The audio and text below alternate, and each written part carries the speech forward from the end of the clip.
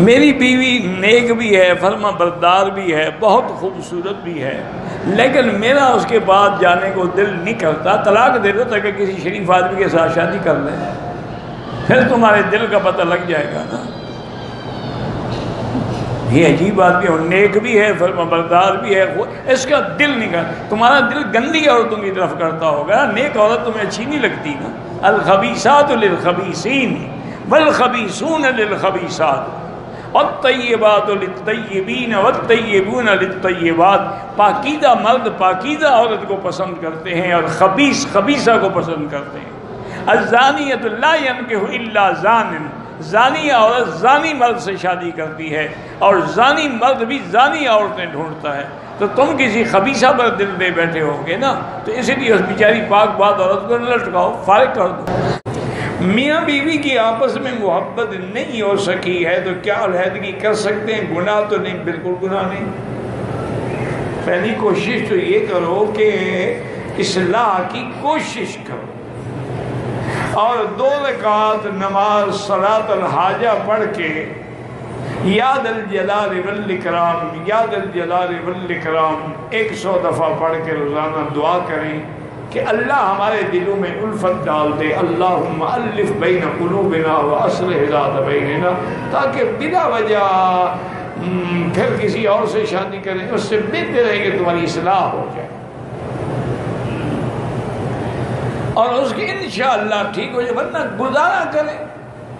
ضروری تو نہیں ہوتا نا کہ ہر عورت کو شوہر اس کے خواہش کے مطابق ملے، کبھی موافقت ہوتی ہے کبھی نہیں ہوتی، اگر گزر سکتی ہے تو گزاریں۔ ایک بزرگ تھے، وہ ان کا اس زمانے میں مٹی کے لوٹے ہوتے تھے پانی کے لیے، وہ استنجا فرمانے کے لیے گئے، واپس آئے تو ان کے آنسو بہہ رہے تھے، تو خادم نے پوچھا کہتے کیا بات ہے؟ فرمایا ابھی لوٹا گر کے ٹوٹ گیا۔ تو اس نے کہا حضرت لوٹا اور مٹی کا لوٹا تھا، کون سا سونے چاندی کا لوٹا تھا کہ ٹوٹ گیا؟ میں بھی جاؤں لیا۔ فرمایا کہ بھائی اور تو میں بھی لے آؤں گا، لیکن بات یہ ہے کہ اس کو ہم نے اپنا ننگ دکھایا تھا، اب پھر کسی اور کو دکھانا پڑے گا نا۔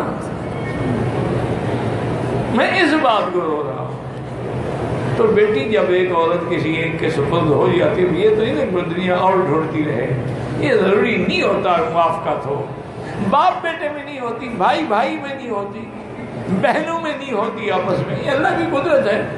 لیکن اس عمل پہ عمل کرو تو انشاءاللہ اصلاح ہو جائے گی۔ اگر پھر بھی نہ ہو تو طلاق لے سکتی ہیں، اور وہ بھی طلاق دے سکتا ہے، کوئی گناہ نہیں۔ اگر کوئی حل نہ ہو پھر ایک دوسرے کے اکٹھے بھی رہیں اور حقوق بھی ادا نہ کریں، اس سے تو بہتر ہے پھر جان چھڑائیں۔ وہ بڑے لوگ تھے، اللہ حکیم اجمل خان مرحوم جیسا آدمی، بے ملک بادشاہ، نواب بہادر یار جنگ۔ یہ میں نے الحمدللہ تو نہیں دیکھے زیادہ ہے کہ البتہ بہادر یار جنگ کی ہمشیرہ کو میں ملا ہوں۔ اچھا مجھے پتہ نہیں تھا، ہم دہلی میں جس ہوٹل میں ٹھہرے تو مولانا رضوان القاسمی سبیل السلام حیدرآباد دکن والے جو تھے، بہت بڑے عالم تھے، میرے بھائی دوست تھے، بھائی تھے، اللہ ان کی قبر پہ کروڑ رحمتیں فرمائے، بہت بڑے عالم تھے، بڑا ادارہ بنایا سبیل السلام، 60 ایکڑ زمین میں وہ ادارہ ہے، تو وہ بھی میرے ساتھ تھے۔ تو وہ تشریف لائے، انہوں نے کہا کہ جی یہ ہوٹل میں جو ہم ٹھہرے ہیں اس کی جو مالکن ہے اس کا پیغام آیا ہے مینیجر کے ذریعے کہ باقی آپ جتنے لوگ ہیں سارے میرے مہمان ہیں، لیکن وکی صاحب اوپر کی منزل پہ آ کے کھانا میرے ساتھ کھائیں گے۔ تو میں نے کہا مولوی صاحب آپ نے بتا دیا؟ اس نے کہا حضرت میں نے کہا کیا حکم تھا کہ کسی کو نہیں بتانا؟ ہم نے تو کسی کو نہیں بتایا۔ میں نے کہا اس نے خواب دیکھا ہے، میں نے تمہیں کہا تھا کہ اخبار میں بھی خبر نہ آئے، ریڈیو میں بھی نہ آئے، کسی میڈیا پہ نہ آئے، میں دہلی میں اپنے بزرگوں کی جگہ دیکھنا چاہتا ہوں، میں اس کی نشر و اشاعت نہیں چاہتا۔ انہوں نے کہا حضرت ہم نے کسی کو نہیں بتایا۔ میں نے کہا چلو ٹھیک ہے، اب کسی کو کیا کہنا ہے۔ بار تھکے ہوئے تھے، ہم ٹوٹے ہوئے تھے، سو گئے، پھر ظہر کو اٹھے، غسل کیا، نماز پڑھی۔ اس کا مینیجر آیا، اس نے کہا جی بیگم صاحب انتظار میں ہیں۔ میں اوپر چلا گیا، دیکھا ماشاءاللہ اس کی شکل دیکھ کے بھی پتہ لگتا تھا کہ یہ کوئی شہزادی ہے، بالکل سفید بال ہو گئے تھے اور ایسا منور چہرہ میں نے ایسی کسی عورت کا آج تک نہیں دیکھا۔ انہوں نے کہا مکی صاحب گزارش یہ ہے کہ آپ کو محسوس تو ہوگا، ہم آپ کا درس سنتے رہتے ہیں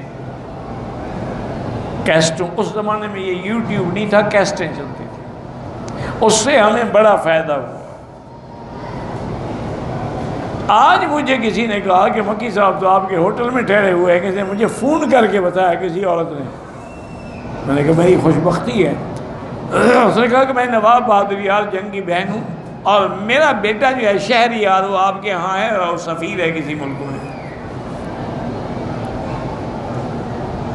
اس نے اپنی بیٹیوں کو اور بہوؤں کو، تو بڑا خاندان نوابی خاندان تھا۔ انہوں نے کہا حضرت پروگرام کیا ہے؟ میں نے کہا میں نے دیوبند جانا ہے، اس کے بعد تھانہ بھون جانا ہے، جلال آباد جانا ہے، یہ تمام میرے اکابر کی جو جگہ میں دیکھنا چاہتا ہوں، تو میں صبح صبح نماز پڑھ کے انشاءاللہ نکل جاؤں گا، پھر جب اللہ کو منظور ہے۔ انہوں نے کہا حضرت آپ کوئی انتظام نہ کریں، کوئی شکل، آپ میری گاڑی پہ جائیں گے، میرا ڈرائیور ساتھ جائے گا اور راستے میں بھی ہر جگہ کھانے کا انتظام ہم کریں گے۔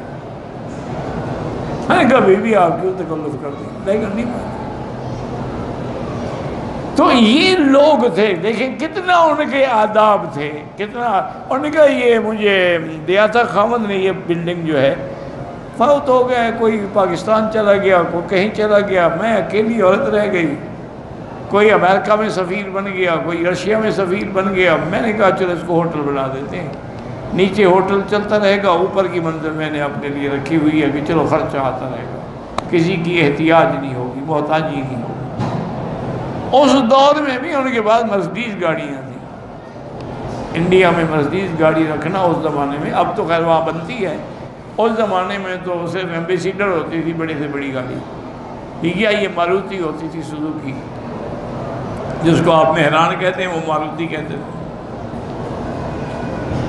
تو اصل بات یہی ہے کہ آپ تواضع کریں نا، اللہ خود اونچا کر دیتے ہیں۔ اللہ نے فرمایا میرا بندی آپ دل تنگ نہ ہو، کیونکہ کافر تو کہ لِتُنذِرَ بِهِ، تاکہ آپ ڈرائیں کن کو؟ کافروں کو، مشرکوں کو، مکذبین کو ڈرائیں کہ اللہ کے عذاب سے ڈرو، قیامت آنے والی ہے۔ جو نبی کا کام کیا ہوتا ہے؟ ڈرانا۔ نبی کا کام کیا ہوتا ہے؟ بشارت دینا مومن کو اور ڈرانا دشمن کو۔ جیسے فرمایا یا ایھا النبی انا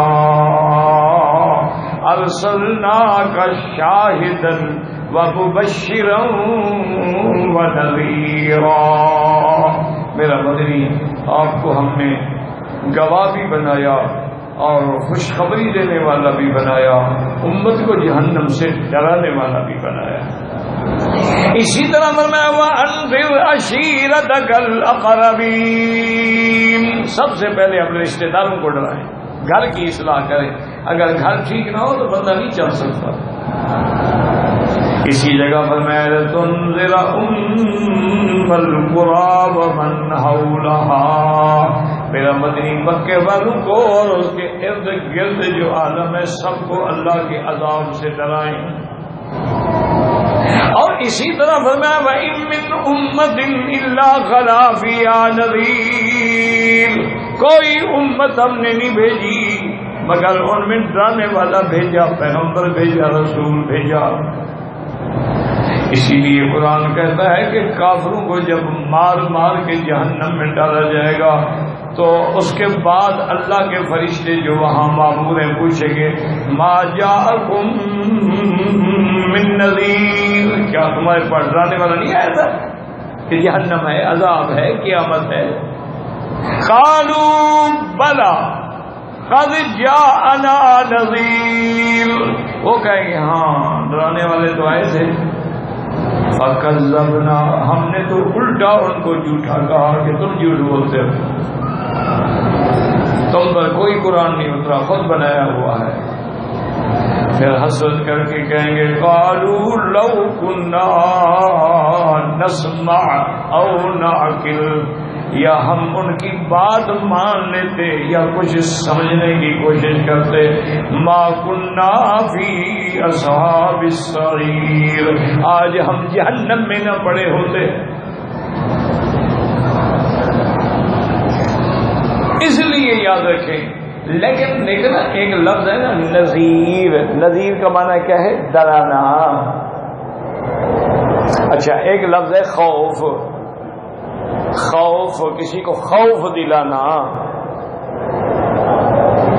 تو ان دونوں میں بڑا ایک لطیف فرق ہے۔ لیکن اگر سانپ آ جائے تو ہر آدمی ڈرتا ہے کہ نہیں ڈرتا ہے؟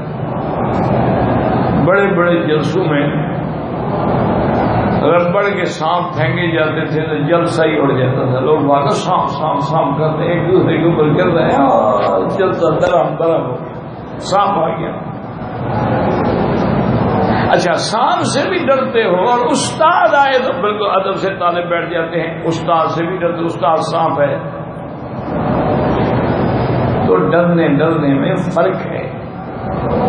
سانپ دشمن بن کے ڈراتا ہے، استاد تیری ہمدردی کے لیے ڈراتا ہے کہ یہ بچہ پڑھ جائے، کچھ بن جائے، اس کی زندگی برباد نہ ہو جائے۔ تو نذیر کا معنی یہ ہوتا ہے ایسا ڈرانا کہ ڈرانے والے کے دل میں بھی شفقت ہے میری امت بچ جائے، اس لیے ان کو نذیر کہا گیا ہے۔ یہ نہیں کہا گیا کہ نبی ان کو خوف دلاؤ، اس لیے فرمایا کہ اللہ تبارک و تعالیٰ نے لِتُنذِرَ بِهِ کی ضمیر قرآن کی طرف ہے تاکہ قرآن کے ساتھ ان کو ڈرائیں، قرآن سنائیں۔ سبحان اللہ۔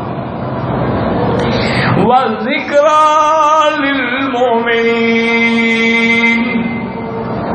کافروں کو تو ڈرائیں لیکن ایمان والوں کے لیے تو یہ یاد دہانی ہے، ان کے لیے تو نصیحت ہے کہ وہ جو قرآن سنتے جائیں گے، جو قرآن پڑھتے جائیں گے، ان کا ایمان بڑھتا جائے گا۔ وَإِذَا تُلِيَتْ عَلَيْهِمْ آيَاتُهُ زَادَتْهُمْ إِيمَانًا۔